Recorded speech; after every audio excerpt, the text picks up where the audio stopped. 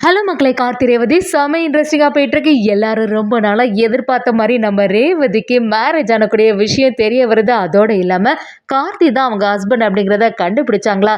சாமுண்டேஸ்வரியோட உயிர் நம்ம கார்த்தினால் காப்பாற்றப்பட்டது. இனி நம்ம சாமுண்டேஸ்வரி கார்த்தியை மருமகனாக ஏற்றுக்க போகிறாங்களா. கார்த்தி தான் தன்னோட கணவர் அப்படிங்கிற ஒரு விஷயத்த நம்ம ரேவதி எப்படி தான் கண்டுபிடிச்சாங்க. வீடியோக்குள்ளே போகிறதுக்கு முன்னாடி நம்ம சேனலுக்கு சப்ஸ்கிரைப் பண்ணிடுங்க. அப்படியே பக்கத்தில் இருக்க பெல் ஐக்கனை கிளிக் பண்ணிடுங்க. அப்போ தான் நான் போடுற வீடியோலாம் உங்களுக்கு நோட்டிஃபிகேஷனாக வரும். நம்ம கார்த்தி அப்படியே கிளம்பி போயிட்டு இருக்கும்போது கரெக்டாக ஒரு பொண்ணை எல்லாரும் துரத்திட்டு வராங்க. அப்படியே கிண்டல் பண்ண ஆரம்பிக்கிறாங்க. அதை பார்த்த உடனே நம்ம கார்த்தியை என்னாச்சு, இந்த பொண்ணை எப்படியாவது காப்பாற்றணும்னு சொல்லிட்டு அந்த பொண்ணுக்கு ஹெல்ப் பண்ணுறாங்க.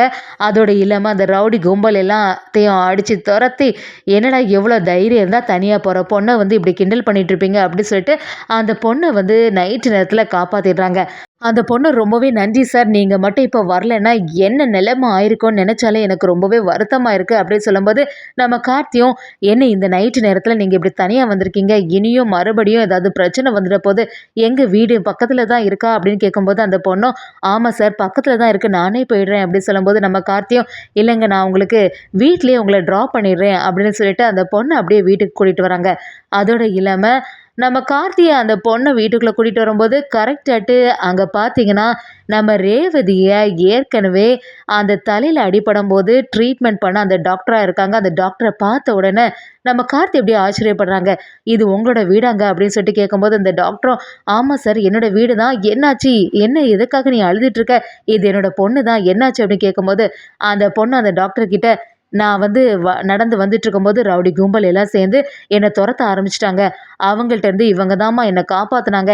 இவங்க மட்டும் வரலன்னு வச்சுருங்கன்னா இந்நேரத்துக்கு என்ன நடந்திருக்கும்னு நினச்சாலே எனக்கே ரொம்பவே பதட்டமாக இருக்குது அப்படி சொல்லும்போது அந்த டாக்டரும், என்ன சார் நீங்கள் என் பொண்ணை காப்பாற்றி தந்திருக்கீங்க, ரொம்பவே நன்றி சார், உங்களுக்கு எவ்வளோ சொன்னாலுமே பத்தாது அப்படின்னு சொல்லிட்டு நம்ம கார்த்தியை புகழ்ந்து சொல்லும்போது நம்ம கார்த்தியும், சரி நீங்கள் எதுக்குமே கவலைப்படாதுங்க, கொஞ்சம் தைரியமாக இருங்கன்னு சொல்லிட்டு நம்ம டாக்டர் கிட்ட சொல்லும்போது டாக்டர் நம்ம கார்த்தியை பார்த்து, இப்போ ரேவதி எப்படி இருக்காங்க, ரேவதி நல்லா இருக்காங்களா அப்படி கேட்கும்போது நம்ம கார்த்தியும், ஆமாம் இப்போ நல்லா தான் இருக்காங்க, ஆனால் இன்னும் பழைய ஞாபகங்கள் எதுவுமே வந்த மாதிரி இல்லை அப்படின்னு சொன்ன உடனே நம்ம டாக்டருக்கு மனசில் ஒரு குற்ற உணர்ச்சியாகவே இருக்குது.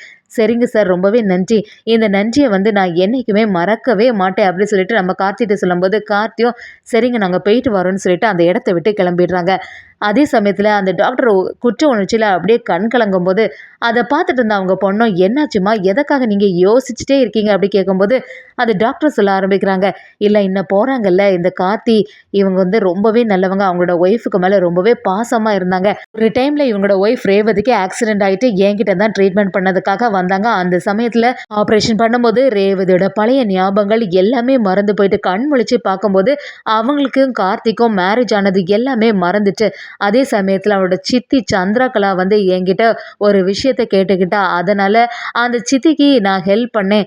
அவள் இந்த பழைய ஞாபகங்கள் பற்றி யாராவது ஒருத்தங்க ரேவதி கிட்ட சொன்னால் ரேவதி கோமா ஸ்டேஜுக்கே போயிடுவா அப்படிங்கிற மாதிரி நீங்கள் சொல்லணும்னு என்கிட்ட கேட்டனால நான் கார்த்திட்ட இனிமேல் ரேவதி கிட்ட எந்த பழைய விஷயங்களும் பற்றியே பேசவே கூடாது, உங்களுக்கும் அவங்களுக்கும் உள்ள மேரேஜ் ரிலேஷன் இதை பற்றி எதுவுமே நீங்கள் சொல்லக்கூடாது, நீங்கள் மட்டும் சொன்னீங்கன்னா அப்புறமா ரேவதிக்கு ஏதாவது பிரச்சனை ஆகிடும் அப்படின்னு சொல்லிட்டு அவங்க சித்தி சந்திரா சொன்ன மாதிரியே சொல்லிட்டேன். இப்போ அதை நினச்சாலே எனக்கு ரொம்பவே வெக்கமாக இருக்குது, என்ன செய்கிறது, இவ்வளோ பெரிய நல்ல மனுஷரை ஏமாத்திட்டேனே அப்படிங்கிற ஒரு குற்ற உணர்ச்சியும் இப்போ இருக்குது அப்படின்னு சொல்லிட்டு அந்த டாக்டர் அவங்க பொண்ணுக்கிட்ட எல்லா உண்மையும் சொல்லும்போது அந்த பொண்ணும், என்னம்மா சொல்லிட்டு இருக்க, நீ அவங்களோட வாழ்க்கையில் எவ்வளோ பெரிய தப்பு செய்திருக்க தெரியுமா, இதை நீ திருத்தியே ஆகணும், கண்டிப்பாக கார்த்தி தான் அவங்களோட ஹஸ்பண்ட் அப்படிங்கிறத ரேவதி கிட்ட போய் நீங்கள் சொல்லணுமா அப்படி சொல்லும்போது டாக்டரும், என்ன பேசுகிற நீ, நான் மட்டும் இப்போ சொன்னேன்னா அது பெரிய பிரச்சனை ஆகிடும், உங்கள் சித்தி சந்திரா மட்டும் என்னை பார்த்தாங்கன்னா அதுக்கப்புறமா இந்த தொழிலேருந்து என்னை விரட்டி தள்ளிடுவாங்க அப்படிங்கிற மாதிரி சொன்ன உடனே அந்த பொண்ணும், நீ அதை பற்றி பேசாண்டா,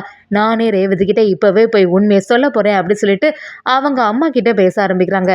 இன்னொரு சைடு பார்த்தீங்கன்னா சந்திரகலாவன் நம்ம என்னதான் திட்டம் போட்டாலும் கடைசி நேரத்தில் இந்த கார்த்தி சொதப்பிட்டா, மருதுவை வச்சு நம்ம பிளான் பண்ணி சாமுண்டேஸ்வரியை போட்டு தள்ளிடலான்னு பார்த்தா கடைசி நேரத்தில் இந்த ஆஃபீஸர்ஸ் எல்லாத்தையுமே கூட்டிகிட்டு இந்த கார்த்தி கடைசியாட்டு சொதப்பி விட்டானே, இப்போ என்ன செய்யறது அப்படின்னு சொல்லிட்டு அடுத்த திட்டத்தை போடுறதுக்கு தயாராகிறாங்க. சிவனாண்டியை நம்ம சந்திரகலா கிட்ட என்ன சந்திரா நீ என்னெல்லாமோ பிளான் பண்ண, மருதுவை எப்படியாவது எஸ்கேப் ஆகி விட்ட, பார்த்தியா கடைசி நேரத்தில் எல்லாமே சொதப்பிட்டு அப்படி சொல்லும்போது நம்ம சந்திரகலாவும், சரி இதுவரைக்கும் என்னோட அக்காக்காரிக்கு என் மேல சந்தேகமே வரல. அதுபடியே இருந்துட்டு இருக்கட்டு. அவளுக்கு மட்டும் சந்தேகம் வர ஆரம்பிச்சுட்டா பிரச்சனை வந்துரும். அதோட இல்லாம இந்த கார்த்தி பல நேரத்துல இந்த குடும்பத்த காப்பாத்திருக்கான். ராஜராஜன் மட்டும் இல்லாம, இப்ப சாமுண்டீஸ்வரியும் பெரிய சிச்சுவேஷன்லேருந்து காப்பாத்திட்டான். போற போக்க பார்த்தா அந்த கார்த்திய வந்து என்னோட அக்காவே வீட்டுக்குள்ள ஏத்திருவா போல அப்படிங்கிற மாரி சந்திரகலா சிவனாண்டிட்ட சொல்லும்போது, சிவனாண்டியும் ஆமா சந்திரா அததான் நானும் யோசிச்சுட்டு இருக்கேன். கூடிய சீக்கிரத்துல இந்த கார்த்திக்கு ஒரு முடிவு கட்டணும் அப்படிங்கிற மாரி சந்திரகலாவும் சிவனாண்டியும் சேர்ந்து ஒரு திட்டத்த போடுறாங்க. இன்னொரு சைடு பார்த்தீங்கன்னா, நம்ம ரேவதிக்கு கார்த்தி மாமாவ பத்தின நினைப்புகளாட்டே இருக்குது. என்ன செய்றது? நாம வந்து எவ்வளோ பிரச்சனைகள் குடும்பத்துக்கு வந்தாலுமே கடைசி நேரத்துல கார்த்தி மாமா தான் நம்மள வந்து காப்பாத்துறாங்க. இப்ப கூட இந்த மருது பிரச்சனையிலயும் அப்பாவ உயிர கூட கார்த்தி மாமா தான் வந்து காப்பாத்துனாங்க. அவங்க மட்டும் இல்லன்னா, இங்க என்ன நடந்திருக்கும்னு நெனச்சாலே எனக்கு பயங்கரமா டென்ஷன் தான் ஆகுது அப்படிங்கிற மாரி நம்ம ரேவதி யோசிச்சுட்டு இருக்காங்க. அதே சமயத்துல டாக்டரோட பொண்ணும் அந்த வீட்டுக்கு வராங்க. வீட்டுக்கு வந்தது மட்டும் இல்லாம, சாமுண்டீஸ்வரி அத கவனிக்கிறாங்க. சாமுண்டீஸ்வரி "என்னாச்சு? யார் நீங்க?" அப்படின்னு விசாரணை பண்ணும்போது, "நான் வந்து ரேவதியோட ஃப்ரெண்டு தான். ரேவதிய வந்து பார்த்து நான் பேசணும்." அப்படிங்கிற மாரி சொல்றாங்க. சாமுண்டீஸ்வரியும் "எதுவா இருந்தாலும் என்கிட்ட சொல்லுங்க. அதுக்கப்புறமா தான் நீங்க ரேவதிய பார்க்க முடியும்." அப்படி சொல்லும்போது, "இல்ல நான் இப்ப பார்த்தே ஆகணும். அவங்க ஃப்ரெண்டு தான். நீங்க வந்து என்ன விடுங்க." அப்படி சொல்லும்போது சாமுண்டீஸ்வரியும் யோசிக்க ஆரம்பிக்கிறாங்க. சரி ஃப்ரெண்டு தானே அப்படி சொல்லிட்டு பார்க்க விடலாம். ரேவதி மேல மாடியில தான் இருக்கா அப்படி சொல்லும்போது, அந்த ஃப்ரெண்டும் நம்ம ரேவதிய பார்க்கறதுக்காக வராங்க.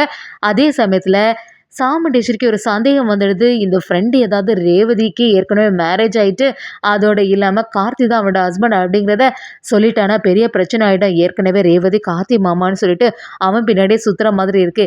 இதுல வேற இந்த பொண்ணு ஏதாவது சொல்ல போய் ரேவதிக்கு உண்மை தெரிஞ்சிடக்கூடாதே அப்படிங்கிற மாரி அடுத்ததான் நம்ம சாமுண்டீஸ்வரிக்கு மனசுல தோணுது. அதுக்கு முன்னாடி அந்த டாக்டரோட பொண்ணு அப்படியே நம்ம ரேவதி கிட்ட போறாங்க. அதோட இல்லாம ரேவதி வந்து "யார் நீங்க?" அப்படின்னு கேட்கும்போது, "எனக்கு வந்து உங்கள நல்லாவே தெரியும். உங்களுக்கு தான் எனக்கு தெரியாது. கொஞ்ச நாளுக்கு முன்னாடி உங்களுக்கு ஆக்சிடென்ட் ஆச்சுல்ல, அந்த ட்ரீட்மெண்ட் பண்ணக்கூடிய டாக்டரோட பொண்ணு தான் நான்." அப்படின்னு சொல்லும்போது நம்ம ரேவதியும், "என்னாச்சு? எதற்காக நீங்க என்ன வந்து சந்திக்க வந்திருக்கீங்க? உங்க அம்மா தான் என்னோட உயிர காப்பாத்தியிருக்காங்க. அதுக்கு ரொம்பவே நன்றி." அப்படி சொல்லும்போது, "அந்த பொண்ணு உங்கள சுத்தி இருக்கவங்க எல்லாருமே சேர்ந்து உங்கள இத்தனை நாள் வரைக்கும் ஏமாத்திட்டே இருக்காங்க. உங்க வீட்ட சேர்ந்த ஒருத்தங்க தான் உங்களோட வாழ்க்கைய அழிச்சிட்டு இருக்காங்க." அப்படி சொல்லும்போது நம்ம ரேவதி, "என்ன சொல்றீங்க நீங்க? எதுனாலுமே என்கிட்ட தெளிவா சொல்லுங்க." அப்படி கேட்கும்போது அந்த பொண்ணும், "உங்களுக்கு வந்து பழைய ஞாபகங்கள் எல்லாமே மறந்து போயிட்டு, அந்த ஆப்ரேஷன் பண்ணதுக்கு கொஞ்ச நாளுக்கு முன்னாடி என்னெல்லாம் நடந்துச்சோ, அது எல்லாமே உங்களுக்கு மறந்து போயிட்டு, கடந்த ஒரு 10 வருஷமா நடந்த சம்பவங்கள் எல்லாமே மறந்துட்டு." அப்படிங்கிற மாரி நம்ம ரேவதி கிட்ட சொல்லும்போது, "என்ன சொல்றீங்க? நீங்க எதுனாலுமே எனக்கு தெளிவா சொல்லுங்க." அப்படி கேட்கும்போது, "உங்களுக்கு ஏற்கனவே மேரேஜ் ஆயிட்டு தெரியுமா?" அப்படின்னு சொல்றாங்க. அத கேட்டு ரேவதி அப்படியே அதிர்ச்சியாயி நிக்கிறாங்க. "என்ன சொல்றீங்க நீங்க?" அப்படி கேட்கும்போது, சாமுண்டீஸ்வரி மேல மாடியில அவசரமா வந்துடுறாங்க. "ரேவதி" அப்படின்னு சொல்லிட்டு சத்தமா பேசினது மட்டும் இல்லாம, அந்த பொண்ணு, "என்னது இது தேவையில்லாம என் பொண்ணுகிட்ட பேசிட்டு இருக்கீங்க. இனி ஒரு வார்த்தை கூட பேசக்கூடாது." அப்படின்னு சொல்லிட்டு நம்ம சாமுண்டீஸ்வரி அந்த பொண்ண மிரட்ட ஆரம்பிக்கும்போது, ரேவதி அத தடுத்து நிறுத்துறாங்க. அதோட இல்லாம நம்ம ரேவதிக்கு கூடிய சீக்கிரமா கார்த்தி தான் தன்னோட கணவர் அப்படிங்கிற ஒரு விஷயம் தெரிய வரப்போகுதுன்னே சொல்லலாம். இடையில நம்ம ரேவதியும், சரி நம்ம தான் ஏற்கனவே யாரோ ஒருத்தங்கள மேரேஜ் பண்ணியிருக்கோமே, அது யாரா இருக்கும் அப்படின்னு சொல்லிட்டு ஒரு குழப்பத்தோடயே நம்ம கார்த்திகிட்டேருந்து லைட்டா ஒதுங்குனாலும், ரோஹிணி மயில் வாகனம் மூலமா நம்ம ரேவதிக்கு கூடிய சீக்கிரமா உண்மைகள் எல்லாமே தெரிய வரப்போகுது. கார்த்தியும் ரேவதியும் சேர்ந்தா மாதிரி இருக்க திருமண ஃபோட்டோவ பார்த்தே நம்ம ரேவதி எல்லாத்தையும் கண்டுபிடிக்க போறாங்கன்னு சொல்லலாம்.